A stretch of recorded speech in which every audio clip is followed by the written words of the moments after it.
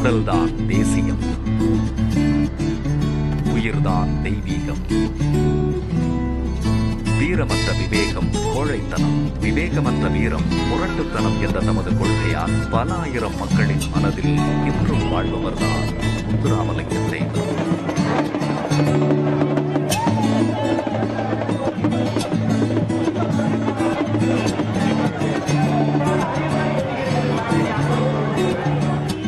தமிழகத்தின் தென்கோடியில் உள்ள ராமநாதபுரம் மாவட்டத்தில் பசும்பொன் என்னும் சிறிய கிராமத்தில் 1808ஆம் ஆண்டு அக்டோபர் 30ஆம் தேதி பிறந்தார் முத்துராமலிங்க தேவர்.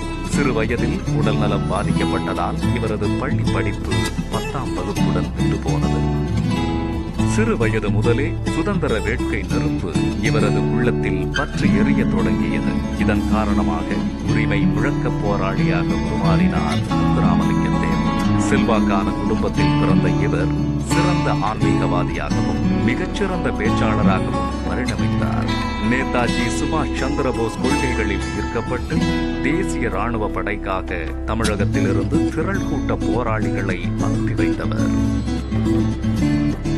இவரின் தொடர் சுதந்திர உரிமை போராட்டத்தால் புரட்சியடைந்த ஆங்கிலேய அரசு 1940ஆம் ஆண்டு தேவரை கைது செய்து சிறையில் அடைத்தது. இதனால் அவர் 1945ஆம் ஆண்டு வரை சிறைவாசம் அனுபவித்தார்.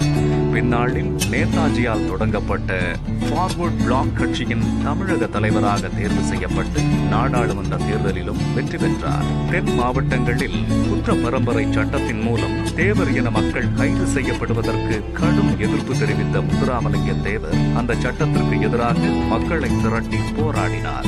இவரின் தொடர் போராட்டத்தால் ஆங்கிலேய அரசால் இந்த சட்டம் நீக்கப்பட்டது. வெள்ளையரின் ஏகாதிபத்தியத்திற்கு எதிராக தமது பேச்சால் மக்களின் உணர்வுகளை தட்டி எழுப்பிய இவருக்கு எதிராகவே ஆங்கிலேய அரசு வாய்ப்பூட்டு சட்டம் என்ற சட்டத்தை இயற்றியது என்பது வரலாறு.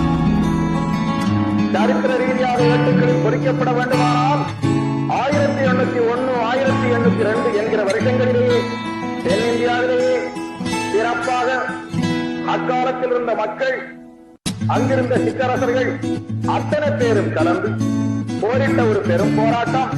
அதுதான் சாதாரண கலவரம் என்று எழுதப்பட்டவராகும். அந்த நாடகத்தை தான் இன்றைக்கு கட்டபொம்மன் நாடகம் என்று கொண்டு வருகிறார்கள்.